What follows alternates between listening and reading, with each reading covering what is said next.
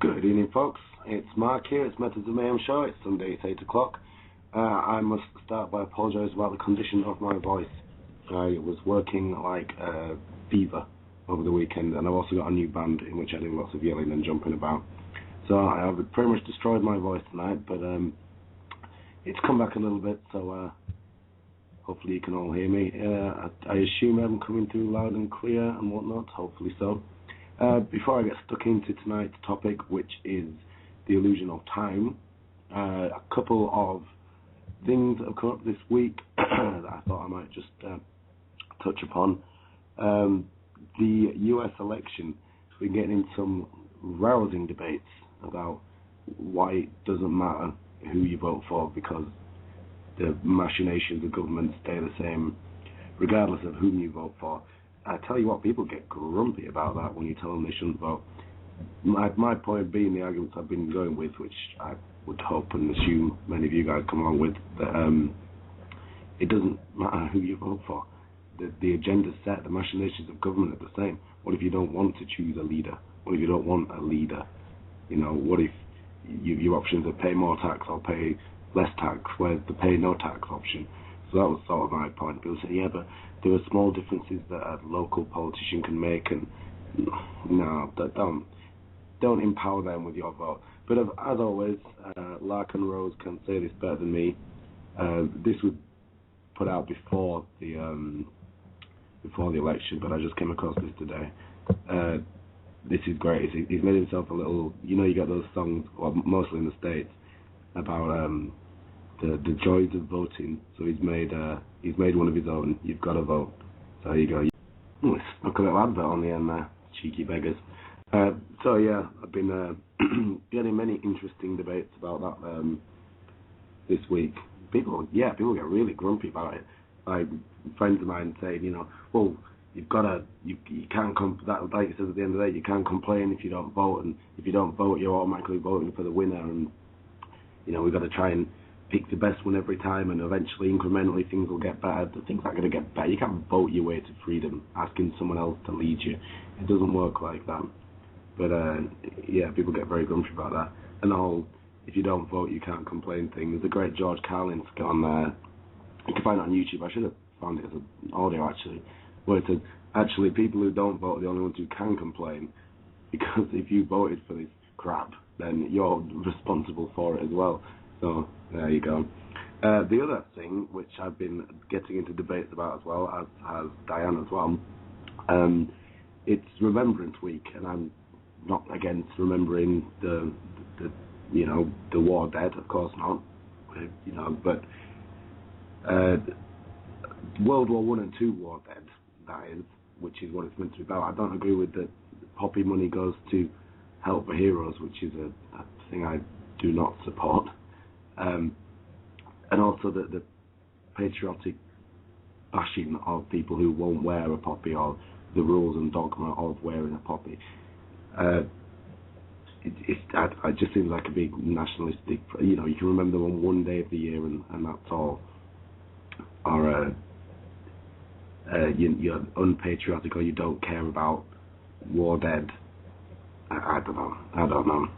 And I also don't appreciate they try and tack on, you know, more recent war dead to this, you know, and still try and link the two, like soldiers who've been dying in Iraq and Afghanistan are on the same list of people read out, you know, for the World War I and II draft. They were drafted in World War I and II. They didn't have a choice in that. Well, they did, but they could have gone to prison or gone to war. And they were very different wars from, say, Iraq. So what am I saying? I don't know. I'm not sure that it's the same thing. Trying to get some of the righteous war dead of World War I and II, get some of that righteousness rubbed off on the Iraq veterans, or whatever you want to call them. Also, don't forget that they chose to be there. If you don't want to go to Iraq and fight, if you don't want to go to Afghanistan and fight, don't join the army or the RAF or the Navy. It's that easy. And also, people who get really grumpy about people not wearing poppies. Well, you know, I say to them, what have you done to make sure that we haven't got another batch of people to remember in another 50 years? What have you done about that, apart from remember the ones that are already dead? You've done nothing to stop more dying. You just get mad at people who don't wear a poppy to remember ones who have died. I don't know, it's hypocrisy. In Canada, actually, Diane was showing me it's now you can opt out of going to remembrance services on, say, religious basis, because I assume in Canada, the same as here, that they're religious ceremonies, basically.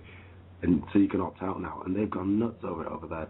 You know, you shouldn't be out of this, and me and Diane were arguing with some of her fellow Canadians, and they were getting really, you know, they're calling Diane a coward and all this stuff, because she was saying, well, look, it's that they died, if you want to say they died for freedom, then surely they also died for the freedom to not go to a remembrance service if they disagree with the religion in it, or if they just don't want to go. It's up to them.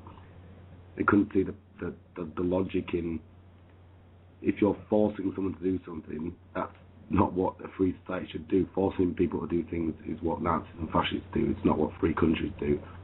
And not having any of it bounced off. So there you go. Okay, I will stick a little song on, and then we will get stuck into tonight's topic, which is the illusion of time, which is it's a bit of a, what's the word? It's a bit of a fluffy one, this one, because it's not really a hard one, as in it's not, you know, I can't necessarily bring up facts and figures for this one, and it's going to be a very right-brainy one, so the more scientifically, economically minded revolutionaries out there, for the next few weeks the show might be a little more like this, because we've got the illusion of time. Actually, next week, Denial, Hassle, Ridicule, that'll be a bit more hands-on. Then after that, I'm going to start, there's going to be religion, which we'll get into astrotheology and all that sort of stuff.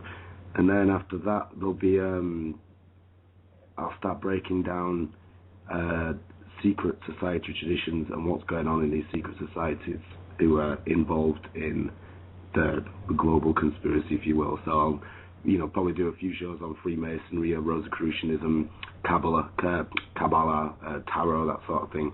So it's not going to be hard politics. It's going to be more mystery teachings for a while. If you're not into it, you know, do something else, I guess. But it's very interesting stuff, and it's important to understand as a wider picture sort of thing. So the rest of my songs are roughly about time, but this one's not. So this is just a song that I think's quite angry, and I sort of like it, by some hippity-hopper chaps, the Wu-Tang Clan, who are quite switched on when it comes to a lot of things, surprisingly, and they keep their heads down and they keep out of the way of the music industry a lot, and they do it themselves, which I like. So this is the Wu-Tang Clan with Isaac Hayes. The lovely hippity-hop of the Wu-Tang Clan, man. Okay, so, oh wait, no, I had some more news, which I found utterly fascinating, so I've just got to read this to you. This turned up on excuse me, on my news feed on the nasty Facebooks over there, from a friend of mine who's also involved in our sort of circles, and it said it was headed, scientists think they may have found the soul. So I gave it a click, and there's just this article. I'll read it out. It's not very long, and this blew my mind a little bit. So have a listen to this. So, October 31st, 2012. A pair of world-renowned quantum scientists say they can prove the existence of the soul. American Dr. Stuart Hameroff and British physicist Sir Roger Penrose developed a quantum theory of consciousness and said that our souls are contained inside structures called microtubules, which live within our brain cells. The idea stems from the notion of the brain as a biological computer with 100 billion neurons and their axonal firings and synaptic connections acting as information networks.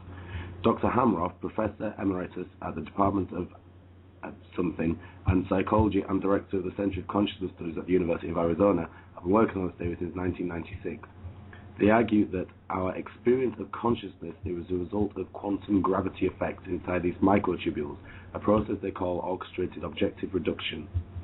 In a near-death experience, the microtubules lose their quantum state, but the information within them is not destroyed, or in layman's terms, the soul does not die but returns to the universe. Dr. Hameroff explained the theory at length in the Morgan Freeman narrated documentary Through the Wormhole, which was recently aired in the US by the Science Channel. The quantum soul theory is now trending worldwide thanks to stories published this week by the Huffington Post and the Daily Mail, which have generated thousands of readers' comments and social media stairs. Let's say the heart stops beating, the blood stops flowing, the microtubules use their quantum state, Dr. Hameroff said. The quantum information within the microtubules is not destroyed. It can be destroyed. It just distributes and dissipates to the universe at large. If the patient is resuscitated and revived, this quantum information can go back into the microtubules and the patient says, I've had a near-death experience. In the event of the patient's death, it was possible that this quantum information can exist outside the body indefinitely as a soul. Dr. Hameroff believes new findings about the role quantum physics plays in biological processes, such as the navigation of birds, adds weight to this theory. So there you go. You might have found out where the soul lives, and as I suspected, it's got something to do with quantum mechanics, which is a wacky world, and a very, very interesting one as well. The particles at a quantum level acknowledge that they've been observed and react accordingly sometimes. This isn't sci-fi stuff, this is hard science. You've probably all heard of Schrodinger's cat, and the theory that if there's a cat in a box but you can't see it, the two possibilities are that that cat's either alive or dead. But until you open the box up and look at the cat to force the particles inside, which are potential wave patterns, to choose whether they're a live cat or a dead cat, until that point and it's observed, it's neither and both at the same time, which is, I don't know, exciting stuff to me. Like, I mean, I'm sitting in my front room now, and I know there's a bathroom, but I'm not observing it, so technically it doesn't exist. It exists and it doesn't exist. It exists only as potentiality for when I open the door and walk in, whether it would exist or not. Anyway, so there you go, a bit of sciencey stuff. I liked that. I thought that was interesting. So the illusion of time. So it's natural to assume that time is linear because it feels like time flows. You know, we wake, we dress, we shower, we might commute to work, and then get caught up in activities all day which appear to follow one from another. So in the present, it appears to be constantly updating itself. So it follows from this that we believe that the past is fixed and the future is open. And how we live our lives actively depends on this notion. We fall into the trap of chasing time and fall into belief that there's just not enough of it. So as a society, we become obsessed with measuring time and our effectiveness because we believe that time is scarce. So we focus on maximizing every minute of the day, usually in a crap job. So we try and make every hour count, and we get overly caught in learning all the latest, jargon and management tips if you were in that sort of work, and you'll hear them talk about productivity, and you hear people say things like time is money.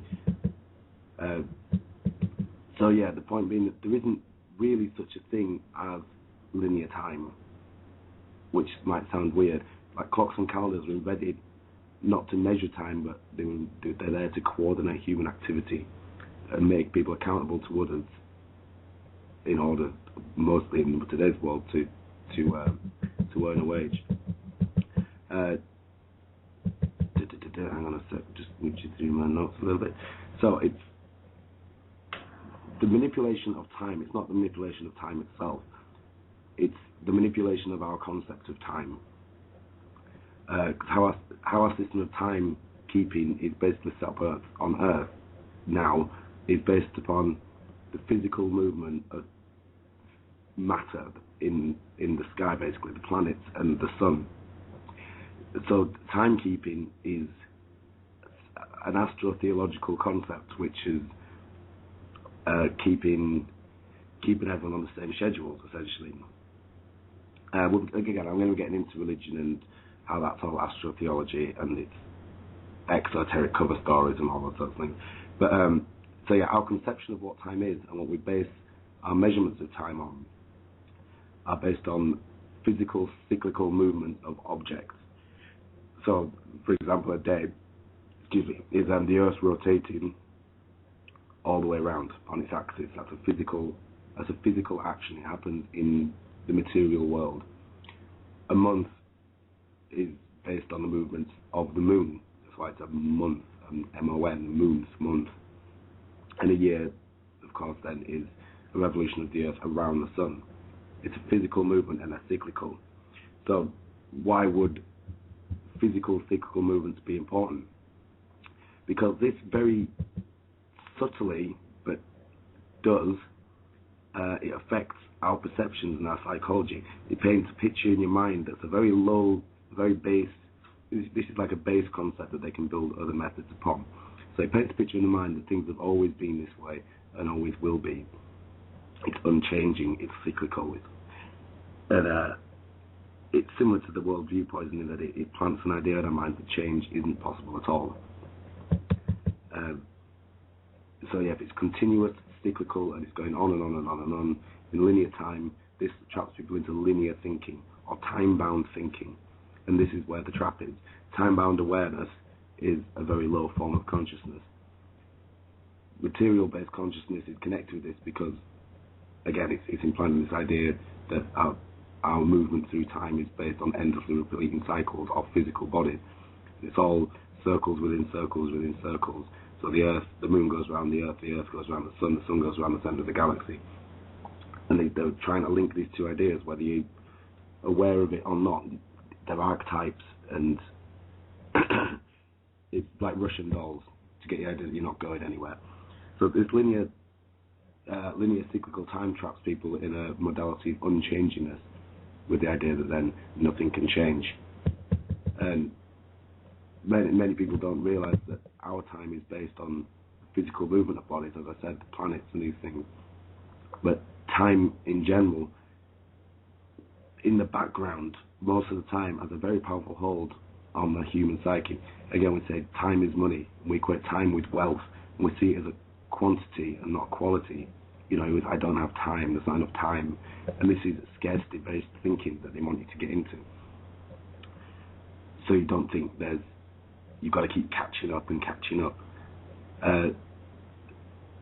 So yeah, life can get hectic, and when we say linear, there seems like there's never enough time, as though time's speeding up, and there's not as many days in the year as there used to be somehow, which is certainly something I feel. So, okay, let me stick a song on.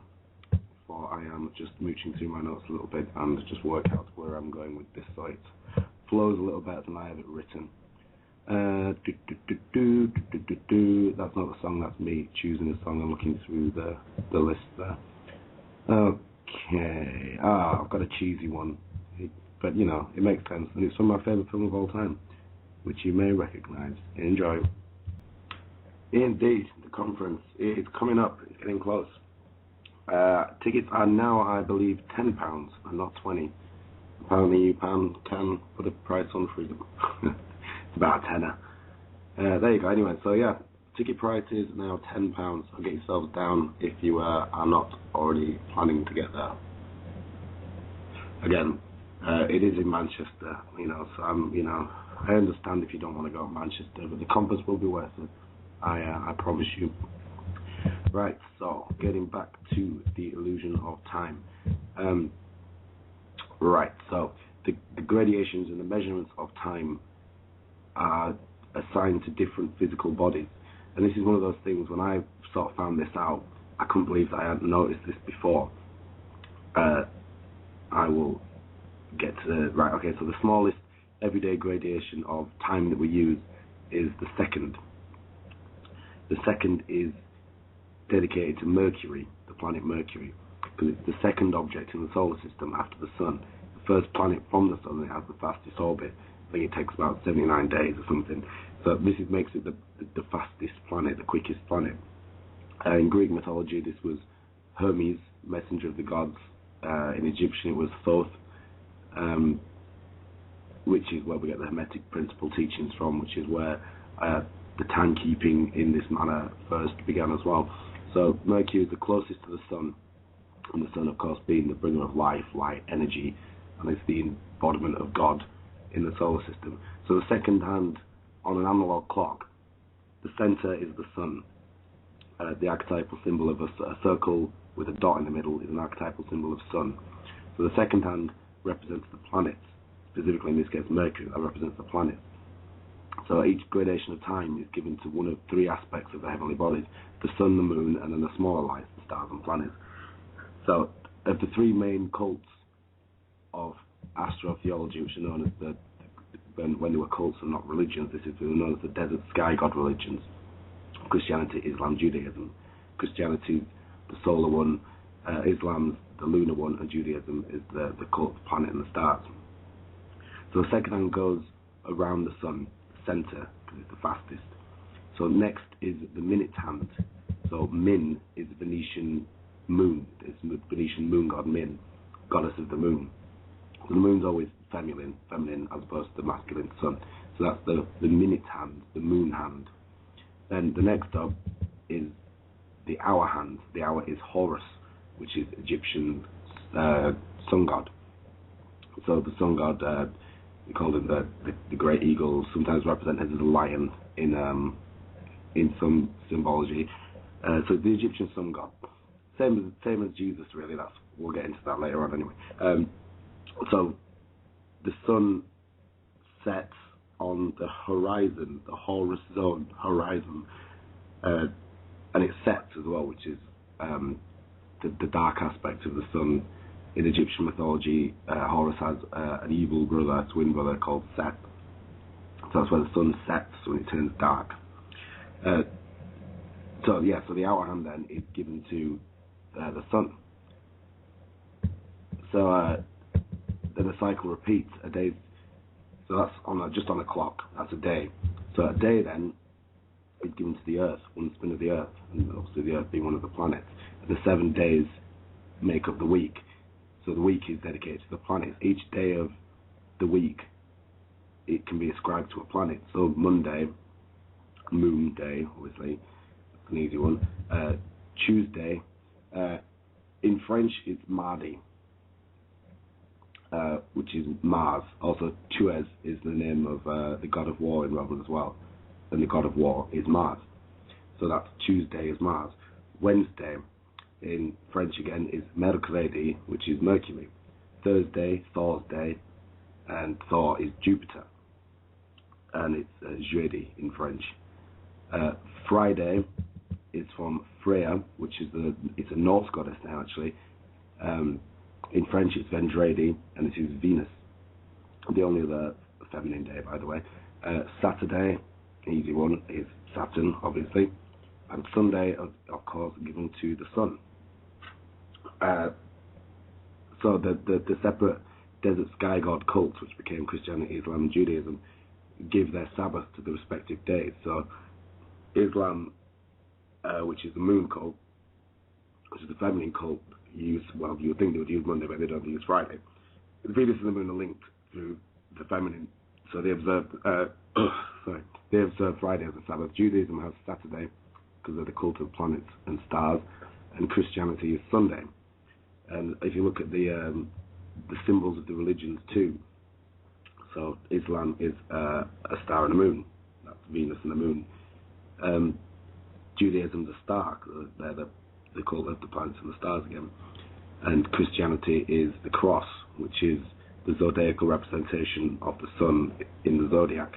So you got the sun in the middle with the 12 houses of the zodiac around it, the 12 helpers of the sun, or the 12 disciples, if you like. Getting a little ahead of myself in astrotheology here, but so anyway, so the week's given to the planets.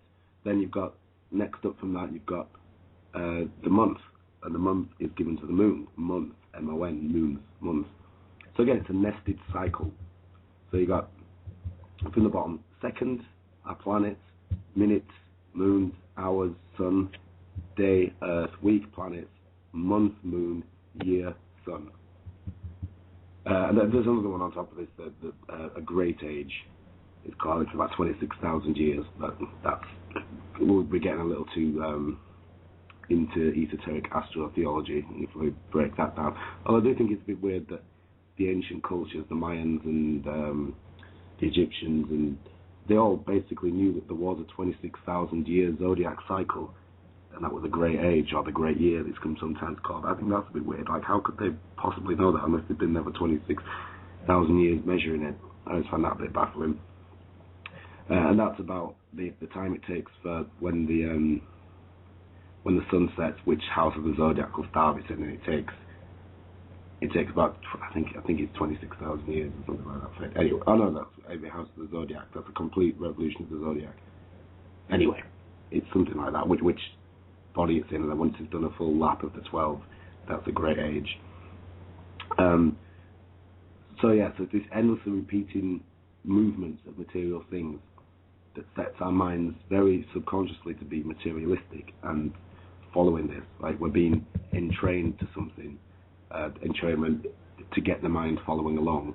Entrainment, and entrainment, as in meant head, to basically make the mind follow. So you can just imagine how different your life would be if there were no clocks or calendars. I mean, I'm a night worker, and I've been for years now, because bars, casinos, clubs, that sort of thing, that's where I've been working. So I'm pretty much roughly out of society's time frames. So when I'm walking home from work some mornings at 5, 6 o'clock, I've been in the past, 7, 8 o'clock, and I'm going home and go to bed. And everyone else is rushing around going to work. They've got to be there at 8:30 or at 9 o'clock. So this linear time, you could sort of see it's like another prison, because everyone's rushing somewhere, and this cyclic drudgery is a base for laying other methods of mind control on that. It organizes people together, and it's a way of controlling human behavior, which is exactly what it does. The watch on your wrist is controlling you in a way, and that sounds dark. Like, well, watch, everyone does. You can't not really, but what you can do is understand that time isn't this hourglass. It doesn't work like that. But people are rushing everywhere to be somewhere on time, and that doesn't really mean anything. It's a human perception. But if you're busy worried about what time things are, I mean, how ridiculous is it that if you need on a certain patch of the sun going up and the sun going down to get from Leeds to Manchester, say, if you go at a time that we've decided is 8 a.m., the roads are going to be packed because everyone needs to be somewhere at the same bit of time. Whereas if you go at 4 in the morning, you'll cruise through in half an hour. So it's a way of keeping the population doing roughly the same things at roughly the same times. So this linear time, and it keeps you based in a modality of scarcity, and it's a way of organizing or regulating human behavior in a way. It's not that. I'm not saying timekeeping is an evil thing. It's just that it's been so regimented, and there is a malevolent aspect to it that they've linked it with material goods and the movement of heavenly bodies and that sort of thing, and that there's a perceived scarcity of it. So it's used to keep people in a hamster wheel, this perceived lack of time. And of course, scarcity breeds fear. It makes you keep your head down, and you need to always try to find a way to catch up, right? And then if you get a little bit of time to yourself, you catch up with your reading. Either read or don't, but you can't catch up, So linear time is an ego-based attachment to the present, which is obviously important, otherwise you won't be able to function as a human. But time is only perceived as being linear to us. There's ways to step outside of this a little bit. Say, where you could take some magic mushrooms, you probably experience how time dilates and the like. For example, how does time work in a dream? Like, you probably, if you haven't seen Inception, I'd recommend it. It's a great film. But in Inception, like in dreams, sometimes you can have dreams that seem like they're going for hours and hours and hours, and you wake up and it's been 20 minutes. So where did that time happen? Or when did that time elapse? Was it in your head, or was it in the real world? Because in the real world, you were laid there with Julian on your pillow, probably, for 20 minutes. But in another reality, which exists only in your mind, time went on for a lot longer. So time is a subjective issue, and moving through time it's just our perception of it, and that movement is illusionary to us, basically. Okay, getting a little heady here, so I'm going to stick a song on, and then I've got some sciencey stuff, and then some present moment awareness stuff, which we will get to as well. Again, this sort of stuff isn't quite as hands-on, hardcore, political, revolutionary stuff, but I think it's pretty interesting still, nonetheless. Okay, let's get the rock song out of the way so Lisa can enjoy the show after that. It's not that heavy though, it's Iron Maiden. Everyone likes Iron Maiden, don't they? Going to see him next year at the Download Festival. God, I love Iron Maiden. Here we go. God, I love Iron Maiden. We're doing some time traveling on the show tonight. It's been all 80s, with the exception of the hippity hop at the start. So yeah, I forgot to mention actually then about the moon and the moon minute hand and the second Mercury hand and that sort of thing. If you look at old clocks on churches or whatever, you will see a lot of the time on the end of the minute hand, there is a little crescent moon on them a lot, especially churches built between 1800 and 1900 sort of thing, sort of 19th century churches. A lot of them have got this the moon on the end of the minute hand, and they've also a lot of them got cross triangles as well on the face, which is interesting. There's actually one in Leeds in the Grand Arcade. It's got two dudes who come out and bash the bell, you know, when it's time, like a cuckoo clock thing.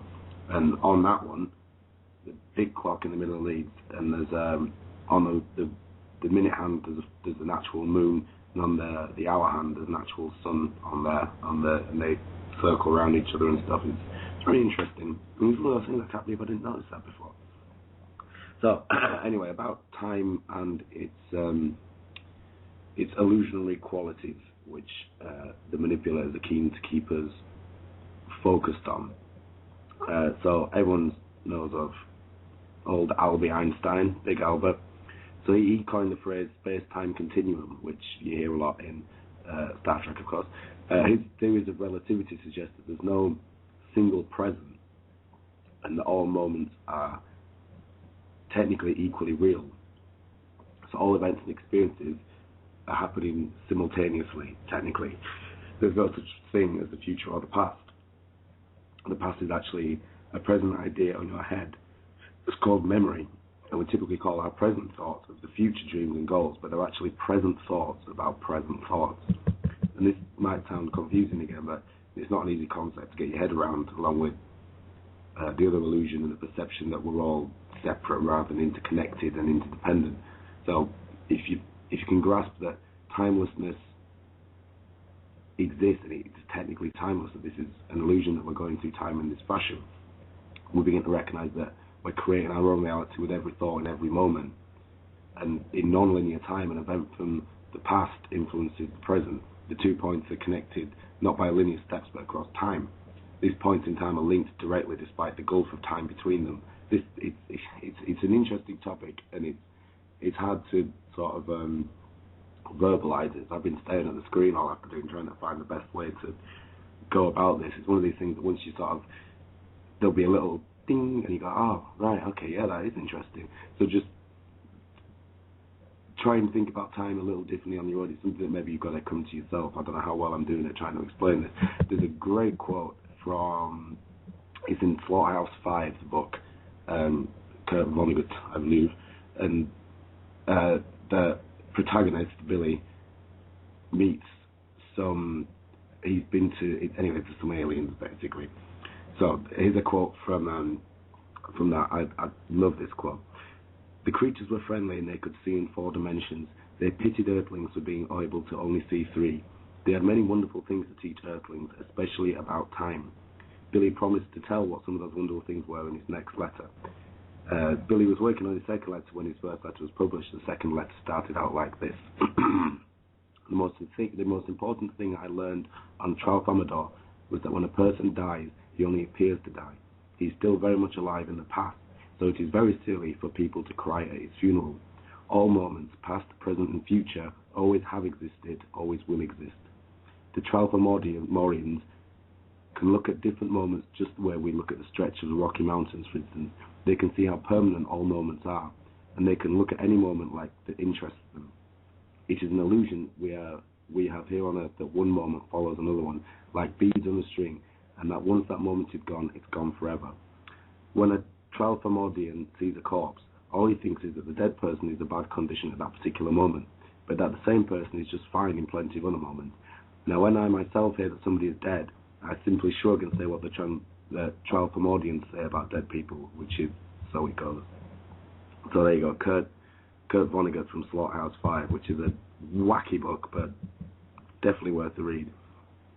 So yeah, and then obviously the manipulators want to manipulate our sense of this timelessness to keep us in the hamster wheel and struggling. So it's fair to say that the concept of time begins within the confines of human consciousness, and the way that people interpret time is neither universal or cast in stone, but the interplay between various factors that are, culture and religion. So time can be viewed in one of two ways. It can be viewed in the form of a line or in a circle, and they would rather have us think of it as sort of both, a line that becomes a circle eventually. So everything will eventually come back to itself, and that's where the imprisonment sort of thing idea comes from. Sorry, hang on a sec. Linear time places the recorded past behind us to be remembered while we move forward towards an unknown, and that makes past events unchangeable in the mind's eye, while entire lives are spent preparing to edit the future.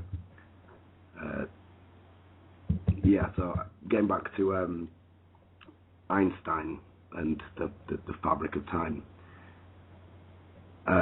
This is a bit of a quote I've dug up, and it goes: surprising as it may be to most non-scientists and even to some scientists, Albert Einstein concluded in his later years that the past, present and future all exist simultaneously.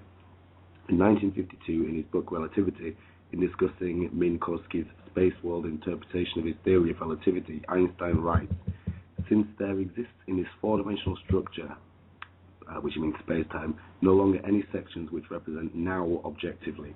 The concepts of happening and becoming are indeed not completely suspended, but yet complicated. It appears therefore more natural to think of a physical reality as a four-dimensional existence instead of, as hitherto, the evolution of a three-dimensional existence. Einstein's belief in an undivided solid reality was clear to him, so much so that he completely rejected the separation we experience as the moment of now. He believed there is no true division between past and future. There is rather a single existence. His most descriptive testimony to this faith came when his lifelong friend Bessel died. Einstein wrote a letter to Bessel's family saying that all Bessel had preceded him in death, it was of no consequence. For us physicists believe the separation between past, present and future is only an illusion, although a convincing one. Most everyone knows that Einstein proved that time is relative, not absolute as Newton claimed. With the proper technology, such as very fast spaceship, one person is able to experience several days, while another person simultaneously experiences only a few hours or minutes. The same two people can meet up again, one having experienced days or even years, while the other has only experienced minutes. The person in the spaceship only needs to travel near to the speed of light. The faster they travel, the slower their time will pass relative to someone planted firmly on the Earth. If they were able to travel at the speed of light, their time would cease completely, and they would only exist trapped in timelessness.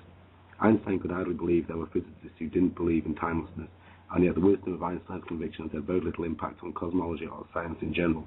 The majority of physicists have been slow to give up the ordinary assumptions we make about time. The two most tightly recognized physicists since Einstein make similar conclusions and even made dramatic advances towards a timeless perspective of the universe, yet they are also unable to change the temporal mentality ingrained in the mainstream of physics and society.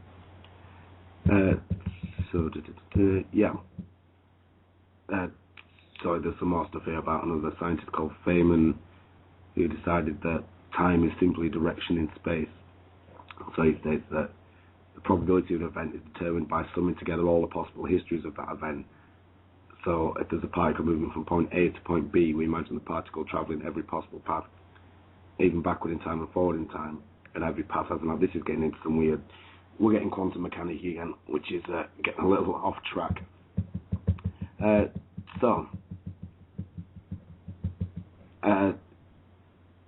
The whole quantum thing, though, that still hasn't been resolved in modern physics, and I think they're probably getting closer, I should hope. That time is not a linear concept. Sorry, I'm just reaching through things. Sorry, excuse me.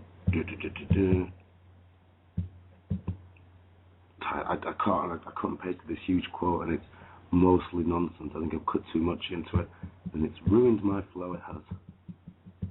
That's all boring. Okay, anyway. So, the point being that I was trying to get at with all that science stuff, that the universe and all universes exist without a beginning or an end in the ultimate arena of time, and each moment we experience exists forever, which brings us to present moment awareness. So the point of present moment awareness being that the past doesn't exist, the future doesn't exist, and there is only literally now. Okay, I'm going to stick a song on, get my quotes ready, we'll do a bit of present moment awareness. I've got another quick reading, and we'll all be home in bed a little earlier than we should be tonight. So, I think I may only have, yes I do, I only have one song left, so I will do that, and then wrap things up on the other side. There's still going to be a little bit left, don't worry. Everyone will know this one, Mr. Sinatra. That's a great song. I should have finished with that. Never mind. Gone out strong, but it's too late for that now.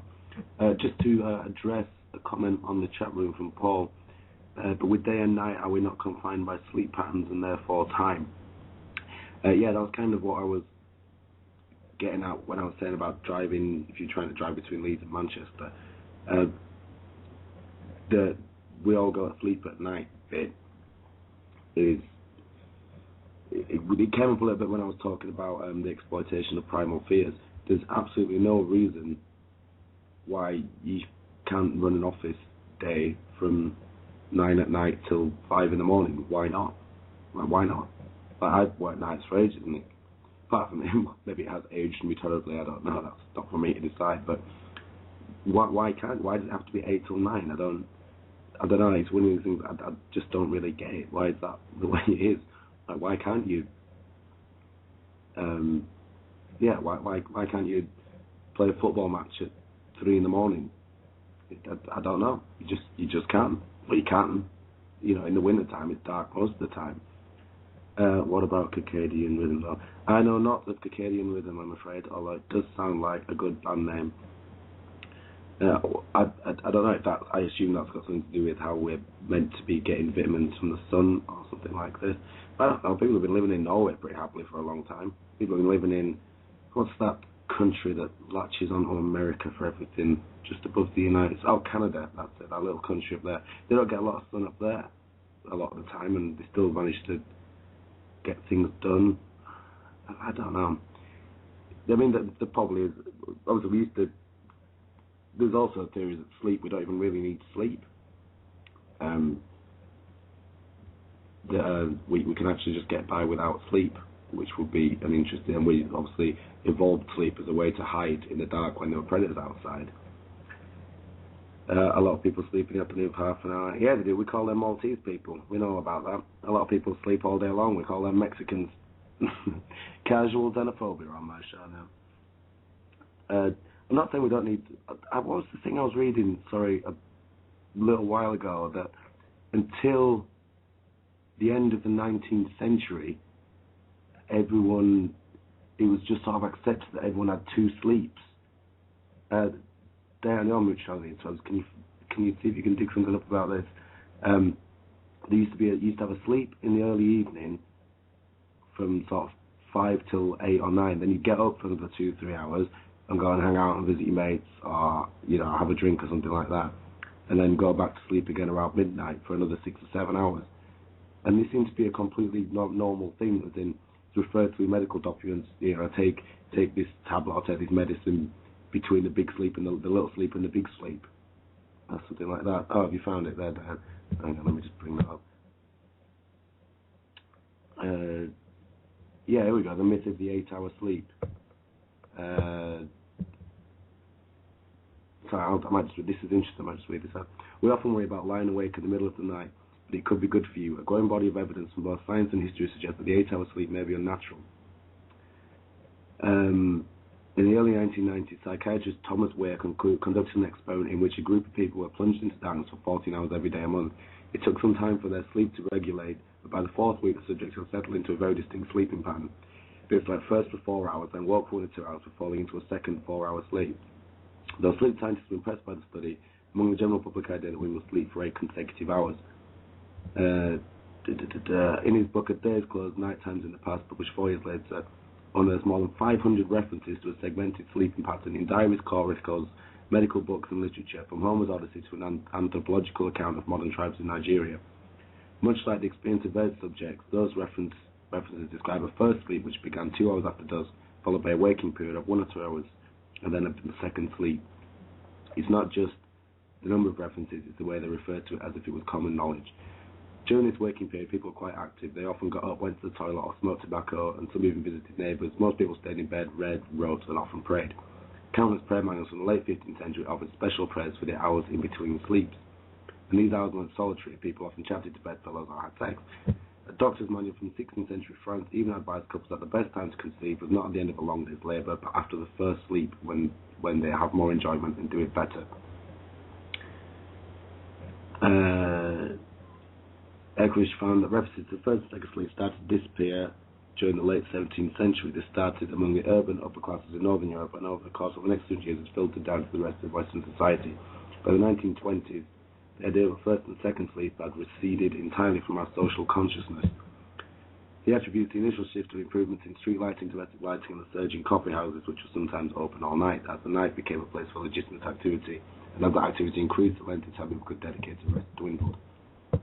Anyway, there's a link there. There's another, it goes on a bit here. But yeah, I thought that was pretty interesting. And I'm not talking about sleep patterns or anything like that. I'm talking about regimented time. So obviously, if and I've looked into this, if we're meant to, as we're probably programmed to do as a survival technique, sleep while it's dark, fair enough, if that's better for us or something like that, I don't know, I haven't looked into that. My point being that there's absolutely nothing really to stop us doing things at night. I've been doing things at night, that sounds a bit weird, you know what I mean? I've been doing things at night for years now, and it's never been a, you know, I quite like the feeling of being outside of accepted society, and yeah, I quite like that. So I don't mind. I'm a night owl. I always have been. Even when I was a kid, I couldn't sleep. You know, I'd go nights without sleeping. And it never really struck me as a problem. Anyway, so sorry, we're getting into present moment awareness. So I assume some of you have come across this book entitled The Power of Now by Mr. Eckhart Tolle. So I've just got a couple of pages of reading from it, which won't take too long. So the first little bit is from a chapter called Consciousness, the Way Out of Pain. This is a little new agey, and I do quite like the ideas of Tolle, and I'm just not sure about some of it. I think it could go further. Anyway.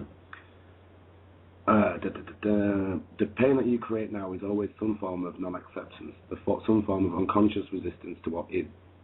On the level of thought, the resistance is some form of judgment. On the emotional level, it's some form of negativity. The intensity of the pain depends on the degree of the resistance to the present moment, and this in turn depends on how strongly you are identified with your mind. The mind always seeks to deny the now and escape from it. In other words, the more you are identified with your mind, the more you suffer. Or you may put it like this: the more you're able to honor and accept the now, the more you are free of pain, of suffering, and free of the egoic mind. So why does the mind habitually deny or resist the now? Because it cannot function and remain in control without time, which is past and future. So it perceives the timelessness now as threatening. Time and mind are in fact inseparable. Imagine the earth devoid of human life, inhabited only by plants and animals. Would it still have a past and a future? Could we speak of time in any meaningful way? The question, what time is it, or what's today's date, if there were anyone there to ask it, would be quite meaningless. The oak tree or the eagle would be bemused by such a question. What time, they would ask? Well, of course, it's now. The time is now. What else is there? Yes, we need the mind as well as time to function in this world, but there comes a point where they take over our lives, and this is where the dysfunction, pain, and sorrow set in. The mind, to ensure that it remains in control, seeks continuously to cover up the present moment with past and future. And so, as the vitality and infinite creative potential of being, which is inseparable from the now, becomes covered up by a time, your true nature becomes obscured by the mind. An increasingly heavy burden of time has been accumulating in the human mind. All humans are suffering under this burden, but they also keep adding to it every moment whenever they ignore or deny that the precious moment or reduce it to a means of getting to some future moment, which only exists in the mind and never in actuality. The accumulation of time in a collective and individual human mind also holds a vast amount of residual pain from the past. If you no longer want to create pain for yourself and others, if you no longer want to add to the residue of past pain that still lives on in you, then don't create any more time, or at least no more than is necessary to deal with the practical aspects of your life. So how do you stop creating time? Realize deeply that the present moment is all you ever have. Make the now the primary focus of your life. Whereas before you dwell in a time and pay brief visits to the now, have your dwelling place in the now and pay brief visits to the past and future when required to deal with practical aspects of your life situation. Always say yes to the present moment. What could be more futile, more insane than to create inner resistance to something that already is? What could be more insane than to oppose life itself, which is now and was always now and always will be now? Surrender to what is. Say yes to life and see how life suddenly starts working for you rather than against you. So one little quote there, another one here from, this is about fear, the origin of fear. So, the reason you don't put your hand in the fire is not because of fear, it's because you know you'll get burned. You don't need fear to avoid unnecessary danger, just a minimum of intelligence and common sense. For such practical matters, it's useful to apply the lessons learned in the past. Now, if someone threatens you with fire or with physical violence, you might experience something like fear. This is instinctive shrinking back from danger, but not the psychological condition of fear that we're talking about here. The psychological condition of fear is divorced from any concrete and true immediate danger. It comes in many forms: unease, worry, anxiety, nervousness, tension, dread, phobia, and so on. This kind of psychological fear is always of something that might happen and not something that is happening now. You are in the here and now, or your mind is in the future. This creates an anxiety gap. And if you're identified with your mind and you've lost touch with the power and simplicity of the now, the anxiety gap will be your constant companion. You can always cope with the present moment. You cannot cope with something that's only a mind projection. You cannot cope with the future. Moreover, as long as you're identified with your mind, the ego runs your life. Because of its phantom nature and despite elaborate defense mechanisms, the ego is very vulnerable and insecure, and it sees itself as constantly under threat. This, by the way, is the case even if the ego is outwardly very confident. Now remember that emotion is the body's reaction to your mind. What message is the body receiving continuously from the ego, the false man-made self? Danger, I am under threat. And what is the emotion generated by this continual message? Fear, of course. There you go, about how future projections. Sorry, I've just got another couple which I quite like. Okay, from a little section called End the Delusion of Time. Here is the key: end the delusion of time. Time and mind are inseparable. Remove time from mind and it stops, unless you choose to use it. To be identified with your mind is to be trapped in time, the compulsion to live almost exclusively through memory and anticipation. This creates an endless preoccupation with past and future and an unwillingness to honor and acknowledge the present moment and allow it to be. The compulsion arises because the past gives you an identity and the future holds the promise of salvation, of fulfillment in whatever form. Both are illusions.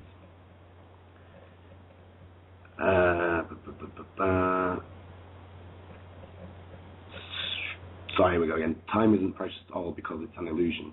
What you perceive as precious is not time at the point that is out of time, the now. That is precious indeed. The more you are focused on time, past and future, the more you miss the now, the most precious thing there is. It's the most precious thing because, firstly, it's the only thing. It's all there is. The eternal present is the space within your whole life, the space within which your whole life unfolds. The one fact that remains constant: life is now. There was never a time when your life was not now, nor will there ever be. Secondly, the now is the only point that can take you beyond the limited confines of the mind. It's your only point of access into the timelessness and formless realm of being. There you go. It's a great book. If you haven't read it, you can pick them up all over the place. Okay. So, present moment awareness. I found another bit of text which covers this in a different way. The point being that if you're worrying about the past, or you're spending a lot of your time worrying about the past, that's a waste of your energy, and it's going to keep you in fear or upset or something like that. So there's nothing you can do about the past. You can't fix it. If you're worrying about something in the future, worrying about it's not going to help that. It's what it's saying there, so that you're creating an anxiety gap. Anyway, so I found another little text here from it's from an anarchist group called Crime Think, who I like. So this is called the dead hand of the past, or those who cannot forget the past are condemned to repeat it. Remember how differently time passed when you were 12 years old. One summer was a whole lifetime, and each day passed like a month does for you now. For everything was new. Each day held experiences and emotions that you never encountered before. And by the time that summer was over, you become a different person. Perhaps you felt a wild freedom then that has since deserted you. You felt as if anything could happen, as if your life could end up being virtually anything at all. Now, deeper into that life, it doesn't seem so unpredictable. The things that were once new and transforming have long since lost their freshness and danger, and the future ahead of you seems to have already been determined by your past. It is thus that each of us is dominated by history. The past lies upon us like a dead hand, guiding and controlling as if from the grave. At the same time, it gives the individual a conception of herself, an identity. It piles weight upon her that she must fight to shake off if she is to remain light and free enough to continue reinventing her life and herself. It's the same even for the artist. The most challenging innovations eventually become crutches or cliches. Once an artist has come up with one good solution for a creative problem, it's hard for her to break free of it to conceive of another possible solution. That is why most great artists can only offer a few really revolutionary ideas. They become trapped by the very system they create, just as these systems trap those who come after it. It is hard to do something entirely new when one finds oneself up against 1,000 years of painting history and tradition. And this is the same for the lover, for the mathematician and the adventurer. For all, the past is an adversary to action in the present, an ever-increasing force of inertia that must be overcome. It's the same for the radical too. Conventional wisdom has it that the knowledge of the past is indispensable in the pursuit of freedom and social change. But today's radical thinkers and activists are no closer to changing the world for their knowledge of past philosophies and struggles. On the contrary, they seem mired in ancient methods and arguments, unable to apprehend what is needed in the present to make things happen. Their place in the tradition of struggle has trapped them in a losing battle, defending positions long useless and outmoded. Their constant references to the past not only render them incomprehensible to others, but also prevent them from referencing what's going on around them. Let's consider what it is about history that makes it so paralyzing. In the case of the word history, it's the exclusive anti-subjective nature of the thing. History is purportedly seen by the objective eye of science, as if from above. It demands all individual value her impressions and experiences less than the official truth of the past. But it's not just official history that paralyzes us, it's the very idea of the past itself. Try thinking of a world as including all past and future times as well as present space. An individual can at least hope to have some control over that part of the world which is in the future, but the past only acts on her, she can never act back upon it. If she thinks of the world as consisting of most of the future, proportionally speaking, she will see herself as fairly free to choose her own destiny and exert her will upon the world. But if her worldview places most of the world in the past, that puts her in a position of powerlessness. Not only is she unable to accept, to act upon or create most of the world in which she exists, but what the future does remain is largely predetermined by the events and effects of the past. Who then will want to be a meaningless fleck near the end of an 8,000 year of human civilization? Conceiving of the world in such a way can only result in feelings of futility and predetermination. We must think of the world differently to escape this trap. We must instead place ourselves and our present-day existence where they rightfully belong, in the center of our universe, and shake off the dead weight of the past. Time may well extend before us and behind us infinitely, but that's not how we experience the world, and that's not how we must visualize it either, if we want to find any meaning in it. If we dare throw ourselves onto the unknown and unpredictable, to continually seek out situations that force us to be in the present moment, we can break free of the feelings of inevitability and inertia that can constrain our lives, and in those instances, step outside of history. So to step outside of history, it means simply to step into the present, to step into yourself. Time is compressed to the moment, space is concentrated to one point, and the unprecedented density of life is exhilarating. The rupture that occurs when you shake up everything that's come before is not just a break with the past. You're ripping yourself out of the past-future continuum you had built, hurling yourself into a vacuum where anything can happen, and you are forced to remake yourself according to a new design. It's a sensation as terrifying as it is liberating, and nothing false or superfluous can survive it. Without such purges, life becomes so choked up with the dead and the dry that it is nearly unlivable, as it is for us today. Yeah, there you go. A great reading, I think, that one. I was quite happy when I found that. There's just a little addendum to that. There may be those who will threaten that the whole world will unravel if we stop concerning ourselves with the past and think only of the present. Let it unravel then. A lot good history is done until now, repeating and repeating itself. Let's break out of it once and for all before we too tread the circular path that our ancestors have worn so bare. Let's make the leap out of history and make moments of our daily lives the world we live in and care about. Only then can we make it into a place that has meaning for us. The present belongs to those who are able to seize it, to recognize all that it is and all that it can be. Okay, there you go. I hope I've done a reasonable job of explaining how we are bound by time, and that's by design as well. So yeah, I'm going to wrap up a little early there because next week I'll be doing Denial, Hassle, Ridicule, and I like to keep the shows one at a time.